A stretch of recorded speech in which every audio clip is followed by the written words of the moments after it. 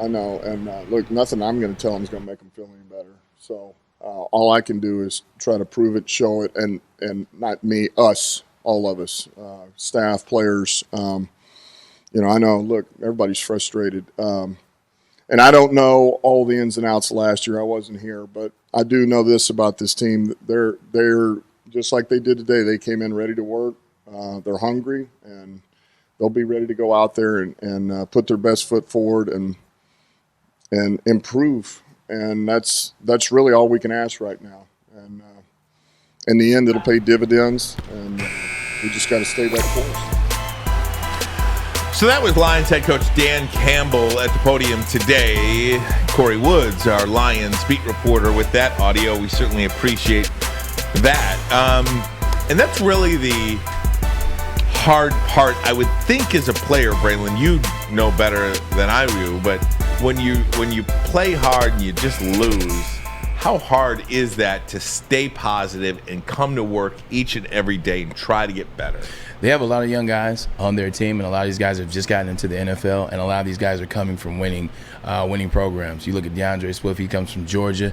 They're strangers to losing. You look at Ohio State and Taylor Decker, strangers to losing, and you can go around the list of players that they have on their team that have played at colleges that have won games. So they're not really used to losing. But with that being said, they're not 0-4 where they're just getting obliterated. They're not 0-4 and they're losing by 40. They're losing by 35. They're just not in games, and they just look like an episode of NFL Follies that used to come on during the week. They don't look like that. Now, they haven't played great football all the way around, but you look at it, I'm telling you, these aren't moral victories, but maybe they are, but they're moral victories that can work for you so you can keep your morale up at being 0-5. 66-yard NFL record-breaking field goal to beat you with Lamar Jackson, former MVP, and another individual that's in the MVP race this year. Then last week, another 17-19 loss against the Minnesota Vikings, a team that we thought was pretty good. They were without Dalvin Cook. But another 54-yard field goal that beat you, that's another win you potentially have. The 49ers, who are a pretty good team coming into the season, you almost come back against them and have a chance to win in the fourth quarter at home in season opener. You look at Green Bay. You went up there to Lambeau. Green Bay, Aaron Rodgers town, Ryan, they were winning at the half. So they have a lot of things to work on, to build on. So there is some things that keep that head up. There are some things where you can keep the morale high, and not to mention you have a coach that is lobbying for you, that is fighting for you, that you can see cares about you. 0-5 is terrible. 0-5 sucks. It's a hard place to be, and I know it sucks for those individuals on that team, whether you're a coach or whether you're a player.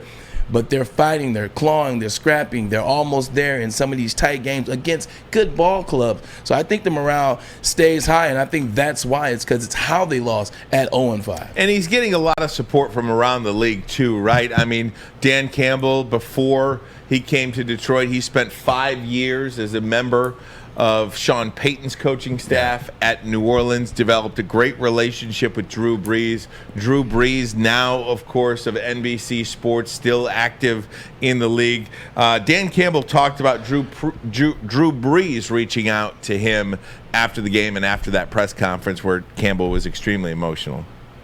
No, that was just, look, Drew is, I got a lot of respect for Drew, and I still go back. I probably wouldn't be standing up here if it had not been for Drew Brees as the quarterback where I came from. That's the reality. I mean, the better you are, the better everybody is. The better he is, the better we all are. But shoot, he shot a text to me just talking about how impressive it was. It was like, my God, man, those guys are fighting. Those guys are not giving up. They're fighting. He goes, you guys are close. And he doesn't send me a text every week.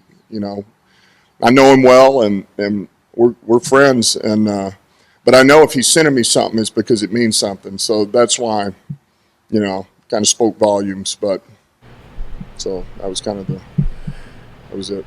And you want to win games. At the end of the day, the objective is to win games. You want to go out there and you want to have a W. You want to eat the W like Jameis does, your boy. Get it, Jameis. So you want to get that W. But just listen to the people that are coming out on the Lions' behalf and just talking about what they see, talking about the Lions are going to win under Dan Campbell in the future. They see how hard they're fighting. They're fighting to the end of games. I mean, you look at Drew Brees. Does he not have credibility? Joy Taylor and Colin Cowherd, they're talking about away on the West Coast. Pat McAfee, Colin Cowherd, I just mentioned. Tiki Barber came on the show. He talked about it with us. You look at Brady Quinn came on the show and talked about it. Sean Payton, Aaron Rodgers talked about it after the Green Bay game. You look at I can't read my own writing. John Harbaugh talked about it. John Harbaugh talked about what he saw out of Dan Campbell and this Detroit Lions team. He didn't see a lot going into the game, but after the game, he had his respect. So this is coming from the league. This is coming from coaches. This is coming from franchises. This is coming from analysts. This is coming from fans. Everyone can see what they're doing, and I think that support from national support is going to help them get through this. And sooner or later, like Maz keeps saying, I got to be on Maz on this one. Maz keeps saying they're going to get that win, and they're going to get a couple. No doubt about it, man. And this is going to come this Sunday. You think so? Yes, it is. They're going to beat the Bengals at home. They're getting 3. Bengals are dead meat in this game. As long as they can take care of Jamar Chase. Yeah. That's what I got to say. It's interesting because I feel like for whatever reason they're going to go backwards this week. I don't know why I think that, but because you're a Lion fan. Yeah, man. I mean, we've been beaten. I mean, I just don't think I'm just not sure if one game carries over to the next. You know what I mean? Well, they have so far. They've been in every game, every single game. This would be the perfect one for them. You know, you look at the Bengals, and it's easy to go in here and talk about the Bengals. You can talk about the emergence of Joe Burrow as quarterback. You can talk about Jamar Chase, proving that he was the #1 receiver on the LSU national champion team over Justin Jefferson. You could talk about the emergence of C.J. Uzomah and the game that he had 2 weeks ago on Thursday and just really getting off. You could talk about T. Higgins. You could talk about Tyler Boyd. You could talk about all those guys. They have a good team.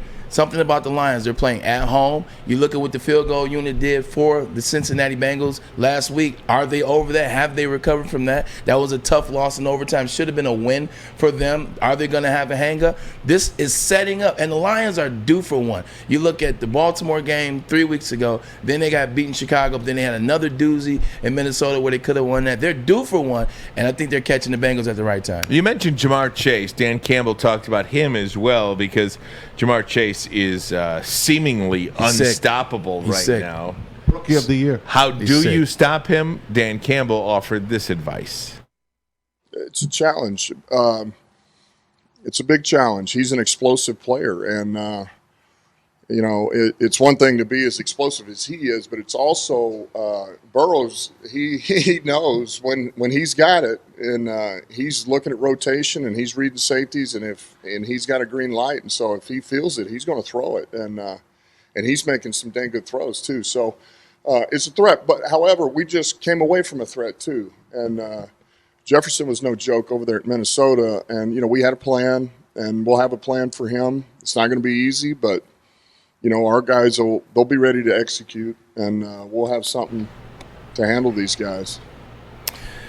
So sounds good. And one of the areas of weakness for the Detroit Lions is that secondary, Braylon. So we'll just have to wait and see what happens. I mean, obviously, this defense is growing, though. I mean, I don't think you hold that offense for Minnesota to 17 points. I don't think you hold that Baltimore Ravens offense to 19 points, the Minnesota Vikings, and to 19 points, the Baltimore Ravens, and not have something that you're at least building. You're definitely building something, and it's easy to talk about how Dalvin Cook didn't play last week for Minnesota, but their backup running back was actually really good in that game. He still carried the load for the Cincinnati Bengals, for the Minnesota Vikings. So he kind of made up for Dalvin Cook not being there. The Bengals don't just have Jamar Chase as a wideout weapon, though, and I think therein lies the problem. Jamar Chase is one of many weapons. He's the best weapon, but he's one of many. Joe Mixon, who said in the